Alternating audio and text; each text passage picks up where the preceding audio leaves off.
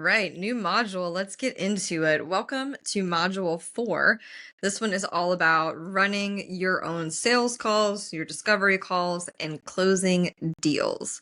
So, since you're on your own, you likely don't have a sales team conducting your discovery calls with prospects. The goal of this module is to give you a process for beginning, middle, and end when it comes to your sales calls. I've broken each of these parts into their own lessons. And with that, we will start with your general sequence of events and your call prep. All right. So diving into the general sequence of events. I outlined this because pretty much all of my engagements follow this exact sequence, so I thought it'd be helpful to share for you. It normally kicks off with a prospect direct messaging me on LinkedIn, emailing me, generally reaching out, inquiring about my services.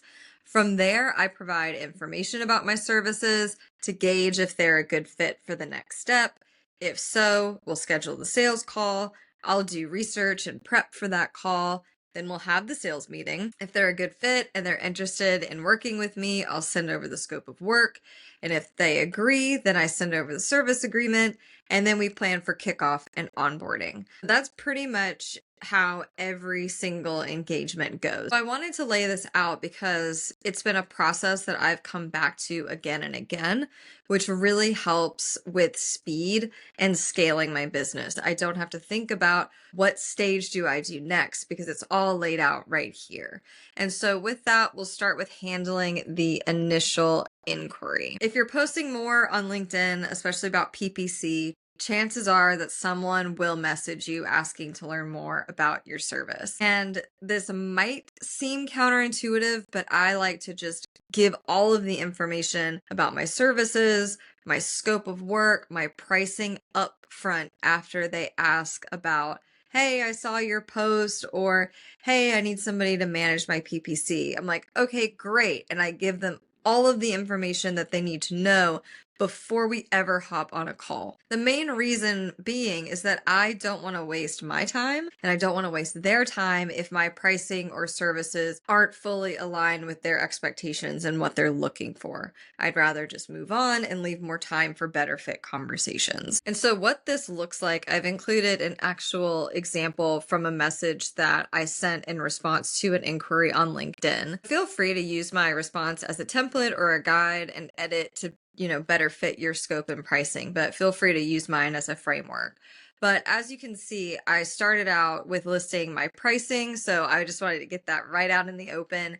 I don't like dangling that pricing carrot to convince somebody to get on a call with me. Reason being is that if the pricing doesn't work for them, then I'd rather just disqualify them right off the bat. And it's also more comfortable for me to talk about pricing in a written medium than in the moment on a call. I also find that it makes the actual prospecting call, if they want to go to the next step, much more efficient and productive because we've gotten all of these details out of the way. You'll also see that I outline my channels, the fact that I also handle conversion tracking, you get strategy calls, reporting, blah, blah, blah. And then it ends with, let me know if you'd like to hop on a call and discuss goals and potential next steps. And so they were interested. So then I went into the next phase of actually setting up the call. It went really well. They ended up signing. All right, brief sidebar. I want to talk about handling objections. So another reason I recommend having your pricing and your service offering nailed down in the beginning is because it gives you tangible information to provide to someone who's inquiring about your services. It weeds out bad fit clients, whether it's their attitude, pricing, or misalignment of expectations. But you may see some objections or even get ghosted when you reply. That's just part of doing business. You're not going to be for everyone, and that is okay. But my advice, if someone cannot afford your fee, is don't chase them or lower your price to get their business. It just cheapens your services. And if you lower your fee just to get their business, that leaves you with less availability to work with clients who would happily pay your original fee. So if you're in a moment where someone's trying to either haggle your prices or get you to add on to your services, things like that, just stick to the plan. I've had some prospects say that I was too expensive. That's totally fair, but I don't want to lower my price just to get their business. I know how much work I put into clients, and I'm a one-woman show, so I only have so many hours in a day. With that, I deserve to work with clients who are on board and okay with my pricing. That's how I view it. And next, I wanted to talk about just getting more comfortable with your pricing. I wanted to say right up at the top, this takes time. Money can be an uncomfortable subject, but especially if you're a freelancer, you do have to get more comfortable with talking about fees and money and all of that. Just know it takes time to work that muscle. I will say that if you don't feel at least a little discomfort when stating your fee, then it's probably too low. My advice is to practice saying your fee out loud. I know it sounds cheesy, but I promise it works. So for me, it was I'm a PPC and analytics expert, and my minimum fee is 2K a month. I just practiced it over and over and over, and it became really natural and second nature when I was saying it out loud. So in the moment, either, as I'm replying to somebody over DM, or if somebody is on the phone with me and they ask, I just automatically have an answer. I don't have to think about it. And I will say that you'll get a boost of confidence when prospects agree to the pricing you want. It's just validation that one, you're on the right track, and two, that there are plenty of people who are happy to pay your fee. You don't need to work with people that are trying to haggle you down. It takes time to be confident in your pricing, but the only way for it to feel more natural is by practicing. So that is my tip.